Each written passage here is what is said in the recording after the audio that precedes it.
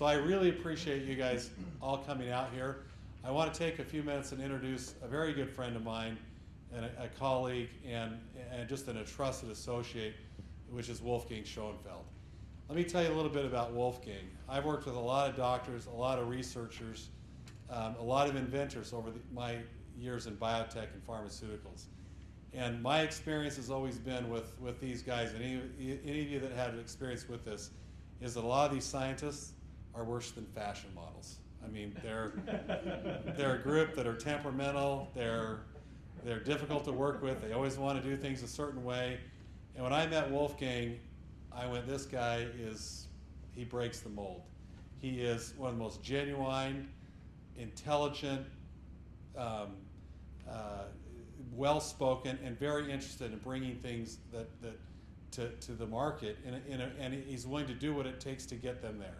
And we started working together, and we've spent multiple hours going at high speeds around the Autobahn, going from Switzerland to Germany and Austria to go to the different places we had to go to get this technology all together. And I found, Wolfgang, he's trained as a medical doctor in Germany.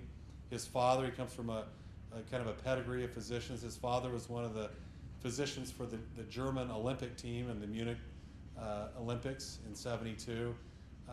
Wolfgang has been with the head of the research of one of the biggest pharmaceutical companies in the world, Bayer, and he was the head of their biggest research division before he came to work with us. He's run several biotech companies in several different countries, Germany, Croatia, France, and we're just really lucky to have him involved with this technology and involved with what we're doing here.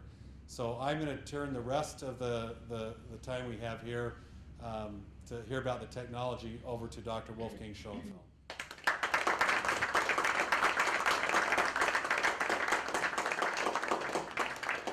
Okay, many thanks, Matthew. Also, you should get a very long nose like this Pinocchio when you are talking about me and my achievements. So when you hear Croatia, Germany, Switzerland, and Austria, it looks around that you may get the impression that I really didn't know what to do.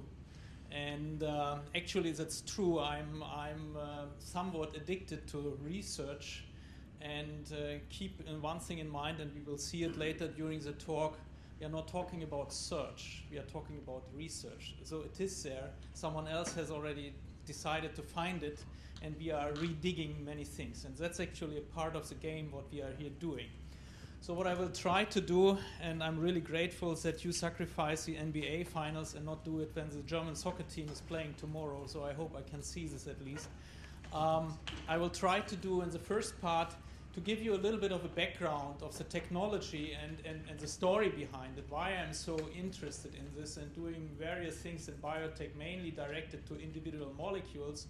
But here in this case, I'm telling you something about a general principle which is so important, and it is the reason why so many drugs fail, getting side effects, or nutraceuticals or cosmetics do not fulfill the promise, despite the fact that they are on the label, the ingredients. And in the second part, I will highlight a bit of the philosophy and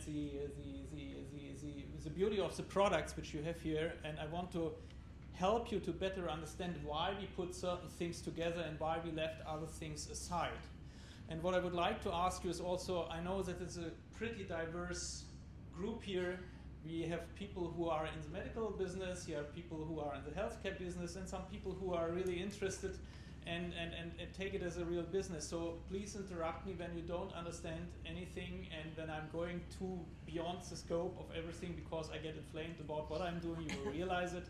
And I'm, of course, every day dealing with the whole thing. So things are very normal to me, which are very new to you. And I hope I can bring you on a level that we both have a possibility after the talk to discuss and to get things sorted out, because it's very, very important for me and our team that we get a feedback, that we learn how you perceive these products and what is your experience later on when you have customers taking it and you get a feedback. Okay, let's start.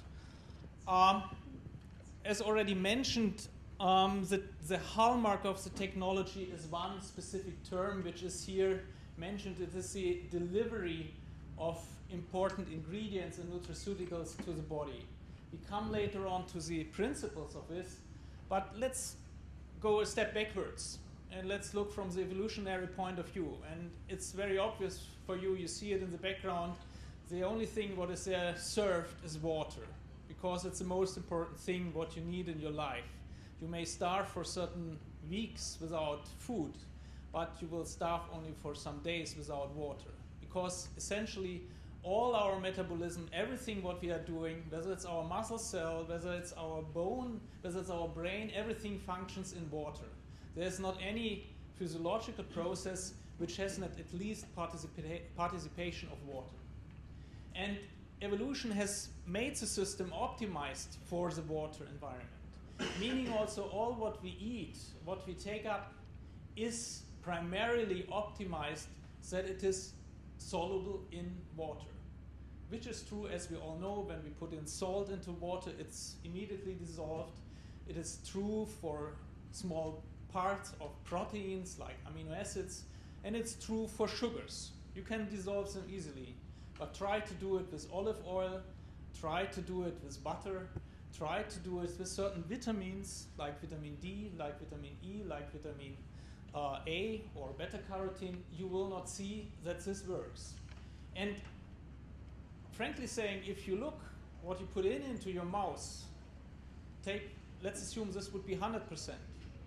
Most of these ingredients, you end up only with 10-20% in your body, which is sufficient in the normal way. If you do not have an illness, if you are young, but as you may remember, with 30 years, you start losing your teeth, you're getting gray hairs, so we are not made for 80 years, but we want to be healthy 80 years long. We want to be active. So we have to do something. And this is the reason we have a very low bioavailability, meaning it's not available for the organism, for the tissue, for your liver, for your muscle, for your bone, for your brain. And it has a consequence, what you are doing. I mean, there's an old saying in the medicine, which is completely bullshit. Let me say it like this, is a lot helps a lot, which is certainly not true. And in this case, what you are doing is you have to do a higher dosing, which increases costs. You get problems with taste, and in pharmaceuticals, of course, you get a lot of side effects, not necessarily in nutraceuticals. So, but you may end up in gastrointestinal side effects. If you take, for example, a lot of fatty acids, believe me, you will get some problems with your intestine. So when I came from the pharmaceutical world and touched base in the nutraceuticals, I'm open to say that I was really shocked about the level of understanding and things, or the misunderstanding, I would better say. I didn't understand what these guys were doing. Whenever I was reading a paper in nutraceuticals, I was lost in space because they were talking about things in a very different way than I was trained as a pharmaceutical researcher. And I have to say, there are many reports out there which are simply I'm not able to interpret them properly, and believe me, I doubt that you can interpret them.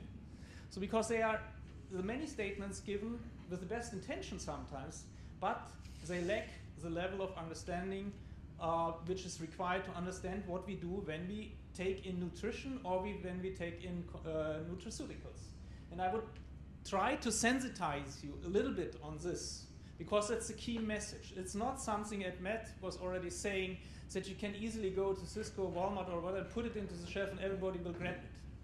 That's absolutely not the case, and we had a long debate before we came up with the concept of the multi-level marketing, which is, by the way, in Europe has not this high representation, and I had a lot of problems with Matthew to translate this marketing tool into the ears and eyes of the European investors of the company. Anyway, let's go further and go a little bit more detail into this bioavailability.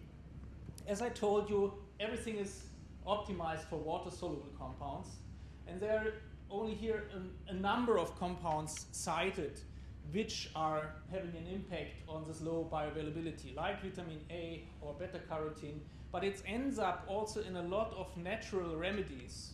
For example, all natural extracts from plants or herbs, most often they are not water-soluble.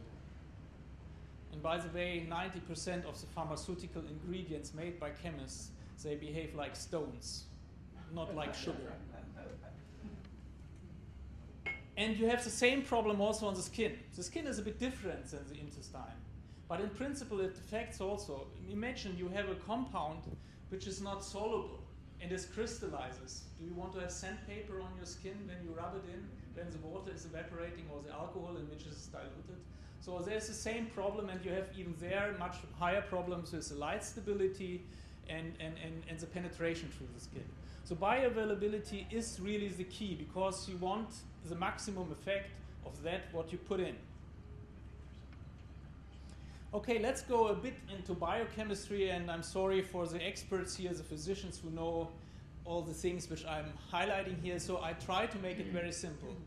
The digestion starts already in the mouth. You are chopping your nutrition, and if you realize it's not only chopping, but there is also a biochemical process starting. I don't know whether you have carefully chopped bread for a while. And if you do it for 3-4 minutes, you will realize it turns sweet, because it breaks already the big sugar molecules into smaller ones. So we start to metabolize, to digest already in the mouth cavity, going then through the esophagus and ending up in the stomach, where we have the acidic environment, which cleaves furthermore the big molecules. And then you have the little parts there, partially water soluble and partially non-water soluble. And as I told you, we have a problem with the non-water soluble compounds. Why? So now imagine your intestine. It's not only a long tube of about 25 meters length, but you should perceive it as a huge surface. It's about 2,700 square feet surface, which is quite a lot. And this is because it has clefts. The clefts have smaller clefts, and then at the end of the day, each and every cell has a small clefts on itself, so it comes to a really big surface. And this surface is covered by a very thin water film. So now go back to your kitchen, and your kids want to eat noodles. What are you doing? You take a water pot and you put in some oil. What happens? The oil swims on top of the water. So what you are doing, you are cooking it. It's not only the heat which is important in the thing. It is this bubbling, because it turns the whole clear water, and on top the oil, it turns it into something greasy, turbid, homogeneous grayish fluid. So the water is mixing with the oil in a way and making a so-called emulsion. So it's a mixture of oily and water compounds. If you wait for a time, then it disintegrates again. So it's not a stable thing.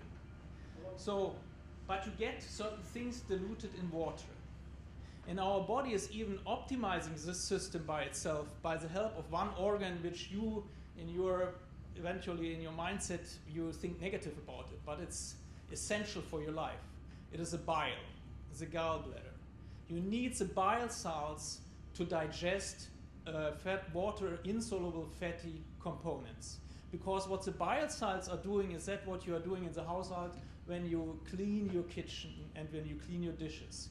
You have a Tenzit and you dissolve the fatty molecules. In some sort of, in the same way the bile salts work with the fatty lipids, with the fatty amino acids, with the fatty vitamins, with the omega-3 fatty acids, for example, and this stuff.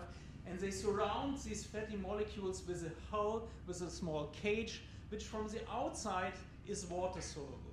So the fatty molecules are caught in the inside of these little balls, we call it micelles, and the outside is the water-loving environment. So these small cages can freely rotate in the water, they mix easily with it. You may imagine that this process is by far not that optimal like you would do it in a laboratory. So it functions by the motility of the gut, by the motility of the smaller intestine, and the mixing of the bile salts with your fatty molecules. And this is the only way how you can digest fatty molecules. Without the bile, you wouldn't survive.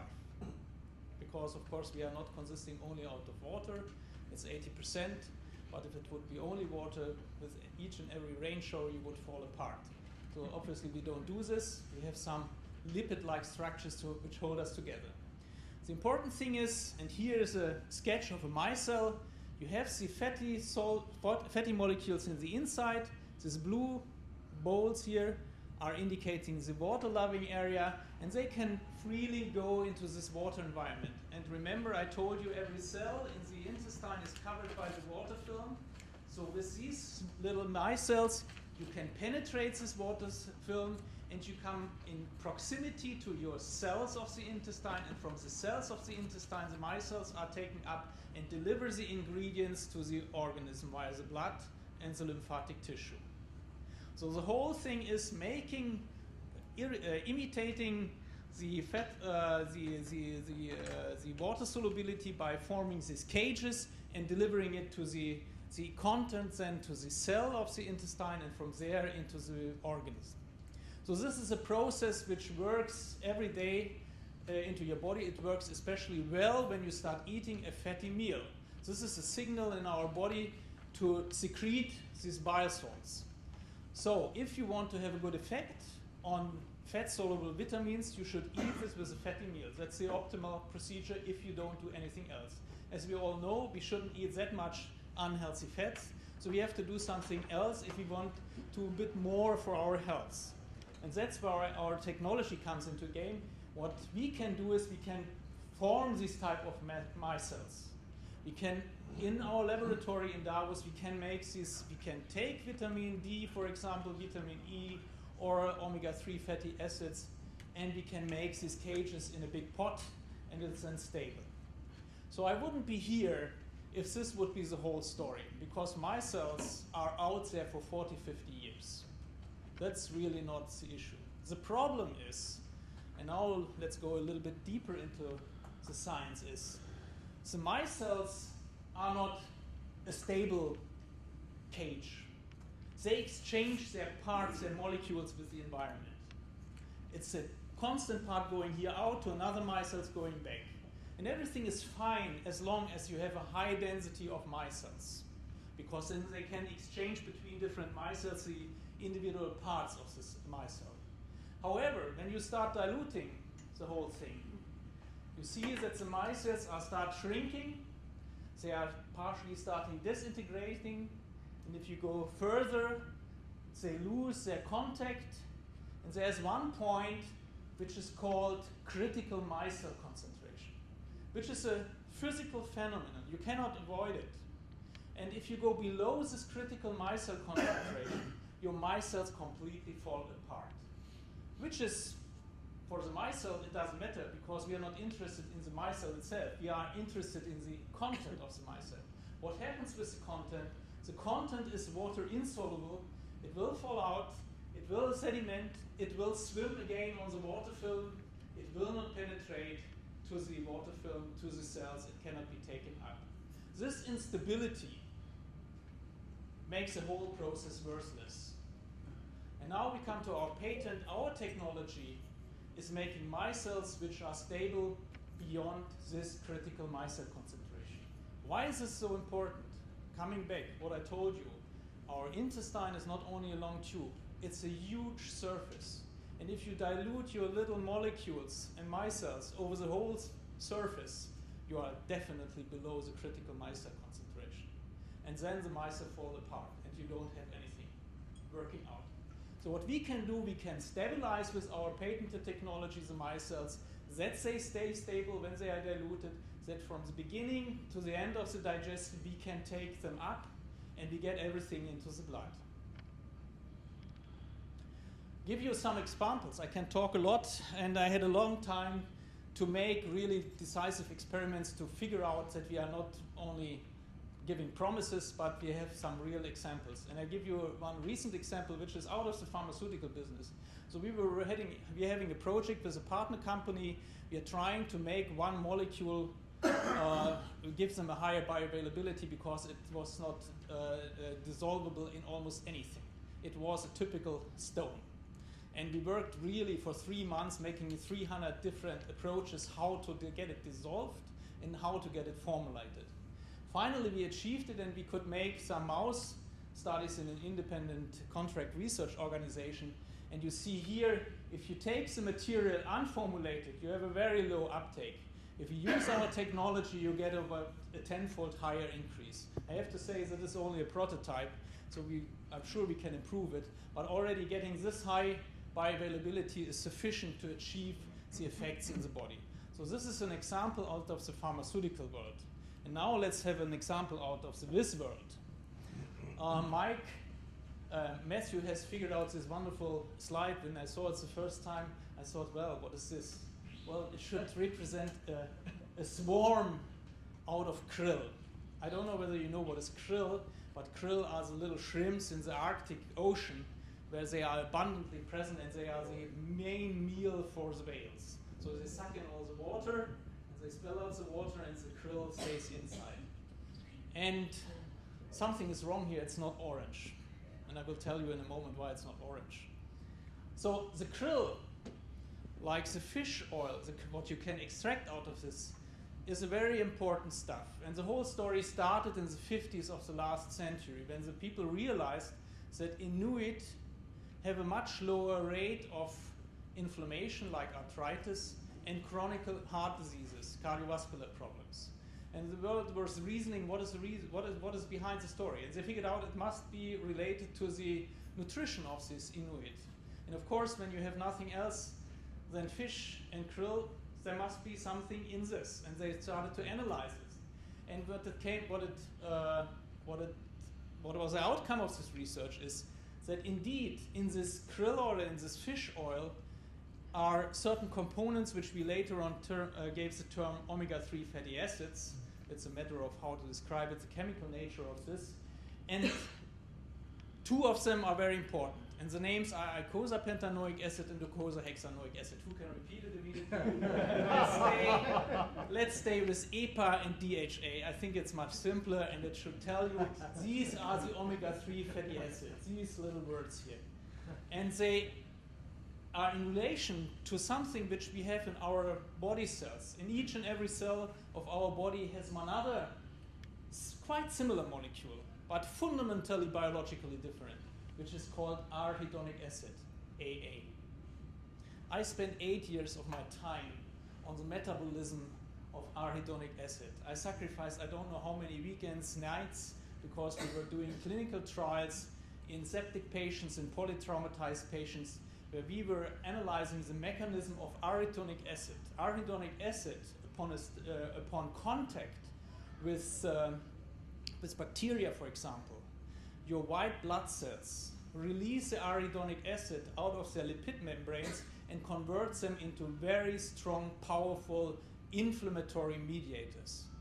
So when you suffer, for example, from asthma, when you suffer from a septic process, cystic fibrosis, infection in the lung, a lot of these metabolites, of these products made out of arachidonic acid contribute to this effect. If I would inject you the products out of the arachidonic acid, I would kill you in the same way like a bacterial infection, a systemic bacterial infection will kill you.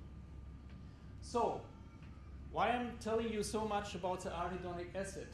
Well, what we figured out now is, in the last couple of years, that the arachidonic acid can be replaced by the EPA. So they take the position in the lipid membrane of the arachidonic acid. And when now there is a stimulation coming, then the EPA cannot be converted to these powerful inflammatory mediators. They produce some similar stuff, but this is devoid of any inflammatory activity. So what you actually do is you cheat your immune system, and you are producing non-inflammatory mediators because you're starting from the wrong material. And with the DHA, the story is evolving, and it's becoming a bit more complicated, but we know from some genetic analysis that the DHA has a profound impact on the whole inflammatory cascade. There are a lot of players in the whole game. When I started my studies and did my first lectures here in the US in some conferences, the immune system, these were 2-3 members. Believe me, 10 years later, you couldn't fill a slide with it because it was going crisscross between 30-40 participants, proteins, lipid mediators, enzymes, and so on. we are beginning to understand the effects of the DHA on the inflammation. We have observed with the DHA that it may, under certain circumstances, inhibit tumor growth, and we know that DHA is very important for the development of the brain. It's the most abundant unsaturated fatty acid in your brain. And there's another player in the whole game of this krill oil, which is the astaxanthin. Now the question is, when you go into a food store and you buy fresh shrimps, how do they look like? Right. Tasty. Great. Ugly. So, I was once in Hong Kong, and they came up in a wonderful restaurant with a bowl having living shrimps or prawns in it.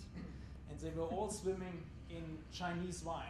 I later on realized Chinese wine is about 50%, 60, 70% alcohol. So they were a bit dizzy, but they were swimming in it. And then the waiter came and was taking a lighter and inflamed the whole thing. And what the poor prawns were doing, they were jumping out of it and they were put back up to the moment. What are you doing when you are laying too long in the sun? You get red. These prawns are also getting red. And you know why they get red? Because of this here. Because the astaxanthin usually is bound to proteins. They are quenched, you can't see it, so they are not absorbing the light, and when you denature the protein by the cooking, you destroy the protein, astaxanthin becomes free, and you have your nicely red, orange-like prawns, krill, and shrimps. That's the story. It's also the same thing with the flamingos, they have it stored differently, but salmon also has the astaxanthin in it. And the astaxanthin is a very powerful antioxidant. And there are certain effects describing also stimulating the immune system and having a profound cardiovascular protection if you look to certain animal models.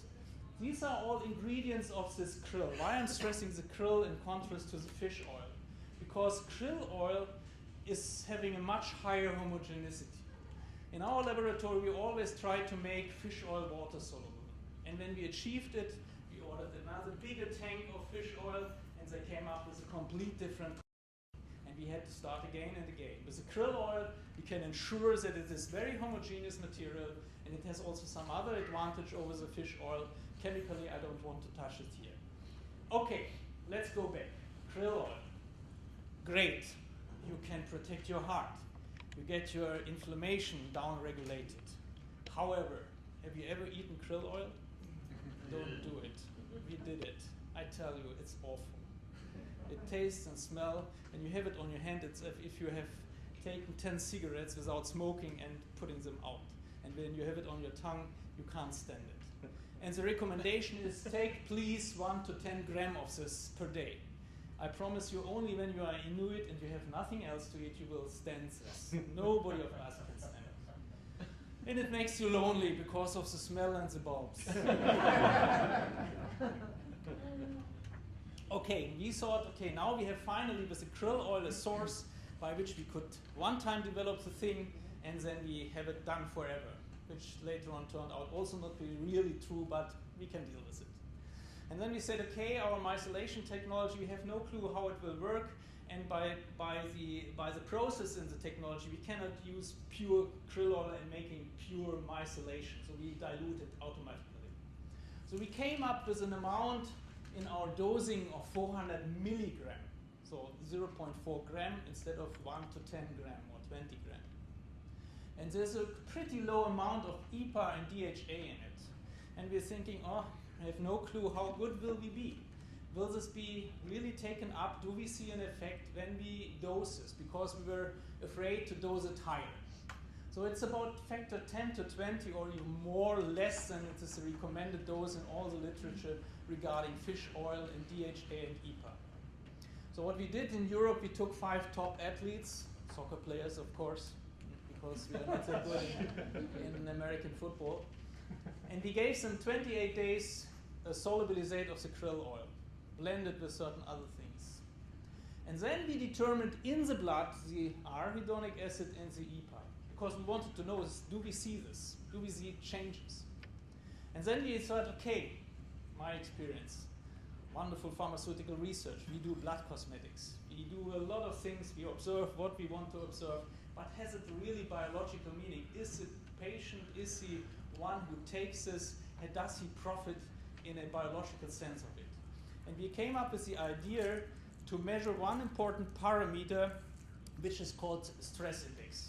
This sounds a bit esoteric, but I was also reading when I was reading it the first time I studied in the 70s, there was stress index was something people would say, yes, I have also stress, so what the heck is with stress? And we know that the stress index is a very defined marker, because what you determine is the ability of your heart to react on a stressful condition and to relax. Because we have in our nervous system, we have two partners. We have the sympathetic nerve system and the parasympathetic nerve system. And when you are a medical student, you have always to learn the story. There's a lion out there in the forest, and he sees a zebra. He gets big eyes. His heart starts beating. He is running like hell behind the zebra. He's catching the zebra. So he's because the zebra is very sympathetic to him. So finally he is successful. The zebra is dead, laying there. He is sitting down. It's parasympathetic beside him. The eyes get small. He gets tired. He is digesting. And this describes you the whole story of the two nervous systems which you can't influence, but which are important for your life. So, on one hand, we need to have the ability to react on stress appropriately.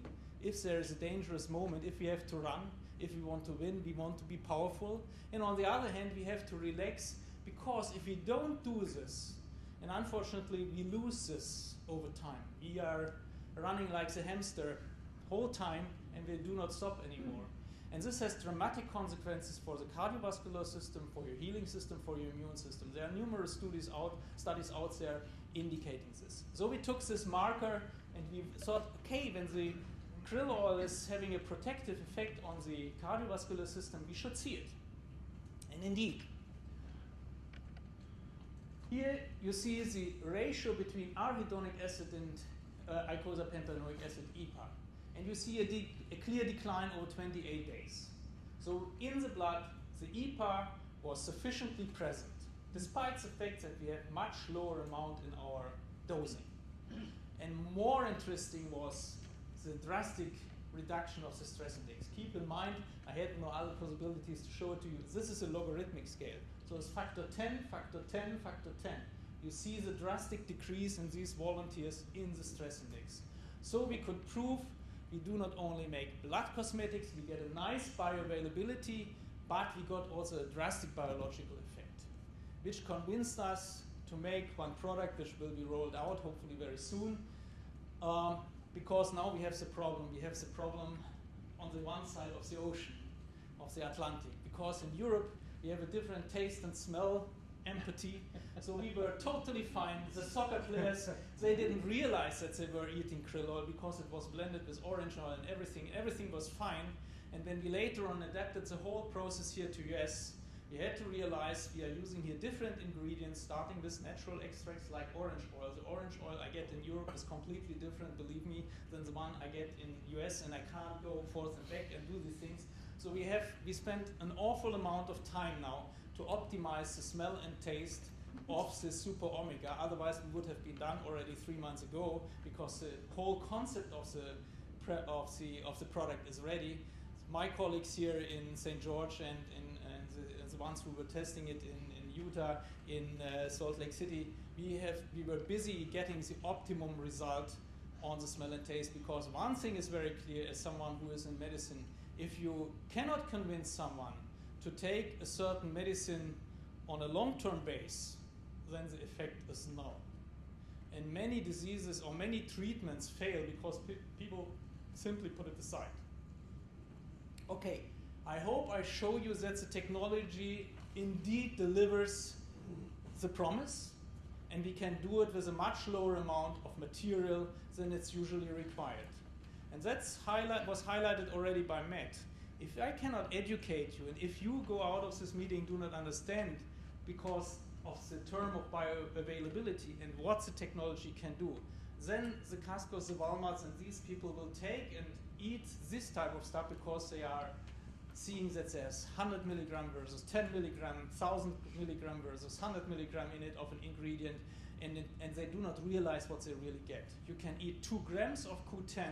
If it's unformulated, you have 0 effect. You have 50 milligrams, 30 milligram of a formulated Q10, and you have an optimal effect.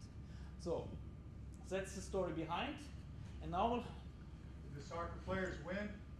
yes, they became champion of the Swiss national team. Let's say the Swiss are not ultimately the best soccer players. So, but they won against Germany just before the European Championship, 5-2. I mean, it was a crazy game. So anyway, it was. But the Basel team is pretty good. So they are all running with a big logo of Novartis on their breast. So keep this in mind. Pardon me? Who's going to win tomorrow? Greece. Is this a question? Greece. No. 2-0. Ah, come on. Do you want to work? Should I leave? You should. I'll be up there. Why? Look who won today. Portugal no won, way. and they were not the favorite. I suffered a lot with Bayern Munich this season, so I don't want to suffer with the national team anymore. Okay. If there are any further questions to the technology, let me know. For a person that has lost their gallbladder, now, do they need this technology? More than the others. Is their body functioning? Yeah, it's functioning, but they have a much, they have a less good digestion in general, because you have not anymore the storage capability of the gallbladder, which is releasing the stuff when it is needed. So it's a constant flow out, whether you need it or not. So we bypass this effect. We don't. In principle, we wouldn't need the bile. So you would profit even more from these type of things. And there are some diseases out there which have really problems with the gastrointestinal tract because of the failure of certain genetic defect. Was the most important genetic disorder, cystic fibrosis, is characterized by producing a very thick slime because of a defect in one of the pumps for certain salts. And it leads to the fact that they are out of their glands, whether it's the, how do you say, parotitis, how do you say in English? Pardon? Yeah. Salivary gland, yeah, right. It's not producing the right or is clogged. The pancreas isn't functioning. So the whole glands in the gastrointestinal tract do not function, and they have a much lower concentration of vitamin D, vitamin E, and all the stuff in their blood. And we are talking here really nothing, not having only no sun, but really a disease. So this would be ideal for a person that doesn't have a gallbladder. Yes, I think so, definitely. Is it diabetic things? Yes. So we don't use diabetogenic sugars.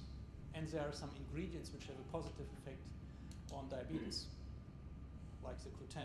Type 2 or type 1? I think on both, in a way.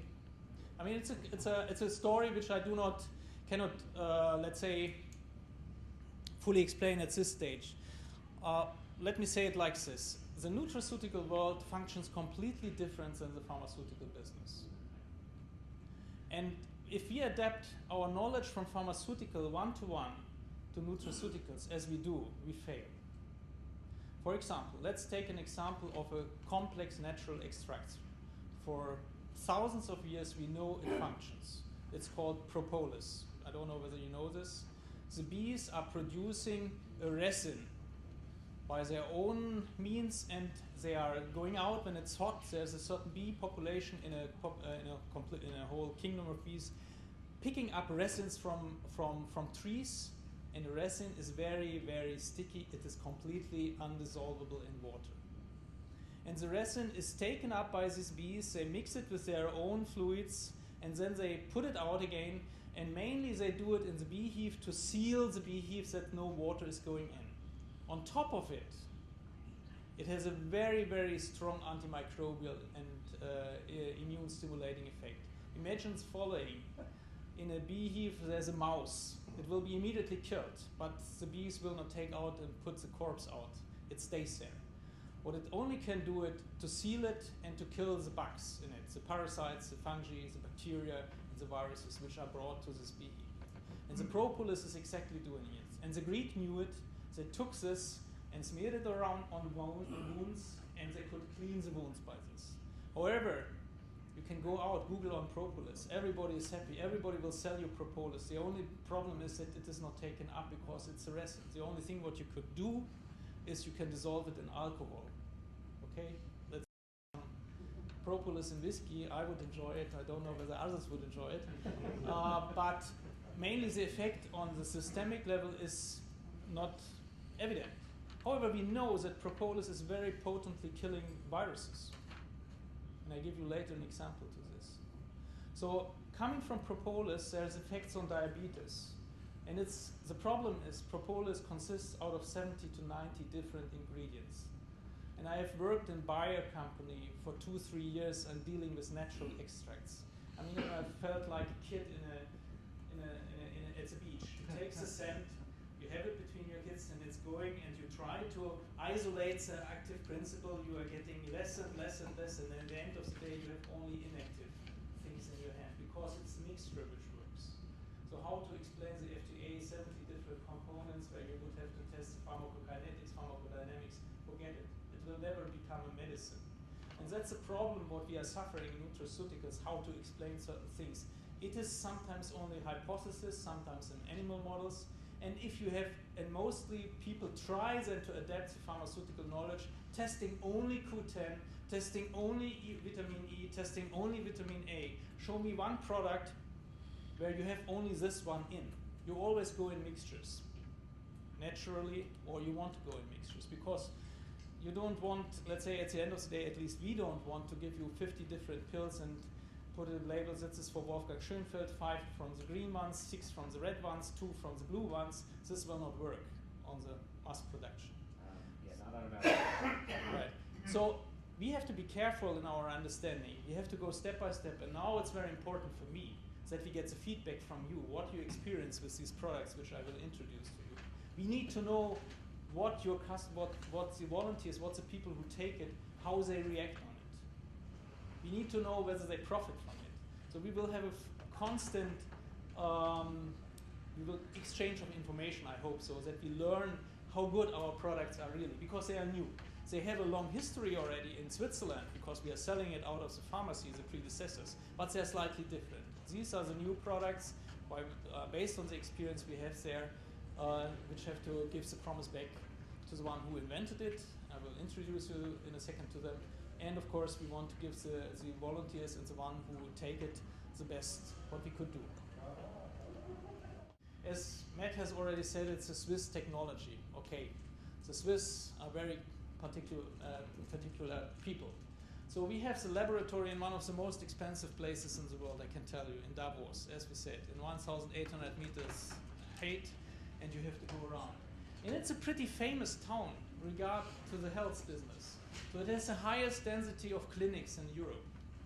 And there's a very famous novel written by a German one after, or let's say before First World War, during the First World War, and then finished after the First World War, Thomas Mann, who later on was then in California escaping from the Nazis. Thomas Mann was writing The Magic Mountain, describing that what Davos was good for, treatment of tuberculosis in the time before you had antibiotics. Today you can treat the tuberculosis in Los Angeles. At this time, people's only success story, which worked out so was having clean air, and Davos has really clean air, very dry air. And nowadays, and there's a picture of Davos, it's a beautiful town, and if you have a lot of money and you want to do skiing, go there. But it's also important for the World Economy Forum, which is taking place every year. So all the presidents, all the company heads are coming, and I was Googling and trying to bring you a collection of pictures. And it's very interesting. You see all the people who were important in 2011 who are the no-names in 2012. So it shows you how quickly it goes. But it's a very important meeting, and it's important for us. Why? And this is my last example before I will introduce my colleagues who made this all happen. When this meeting happens in end of January, you can imagine we are not in South Africa where we have some summer, but we have bitter winter, minus 20 degrees, and there's a lot of snow. And of course, when Mr. Obama, Mr. Clinton, whoever all these celebrities are coming, Bill Gates, they are all afraid that something happens. So Swiss Army says, we will protect you, 5,000 soldiers have to serve there for 3 weeks. And they are simply disappearing. My co-workers suddenly had to go to army to make the service. And these 5,000 soldiers are then packed in this little town, in their campus and these things. And then you have the same thing which happened at the end of the First World War. The first soldier starts sneezing, and then the battalion is ill. And at the end of the First World War, it was not a flu, but it was a Spanish flu, and it killed some millions of people, spreading all over the world. So it's not that heavy what happens every year in Davos, but the staff doctor of the army came to Hans-Peter, to my colleague, into the pharmacy, asked, don't you have anything good to prevent infection and these type of things? I have here this problem. And Hans-Peter said, yes, we have something. And he gave him a product developed by the technology and by the knowledge we have. Keep in mind, we have in Switzerland, we are the #1 in compound pharmacy, and we have the biggest collection on recipes besides the authorities, because we have to give them all the recipes, but from a pharmacy point of view, we have the biggest collection, more than 30,000. So Hans-Peter was doing something, and we have a statement written by the staff doctor over years. The rate of infections dropped from 30% to 3%. And it's a mixture of propolis and ginseng, what is in there, to show you the power of nutraceuticals. It will never end up as a medicine. Believe me, nobody can develop this. Anyway, these are my colleagues here.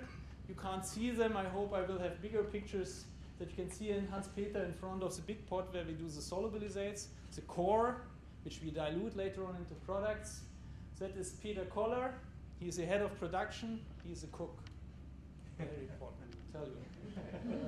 Ladies filling things. And then we have the analytical team in Germany, in Düsseldorf, Helge Dinkler and Ilse Knöller, who are running and assessing the products, measuring the content. And without their help, I wouldn't be here. And without their critical help, I would talk a lot of bullshit. I didn't do it, and I hope you enjoyed it a bit. And if you want to kill me now with questions, I'm fighting back and will answer them all.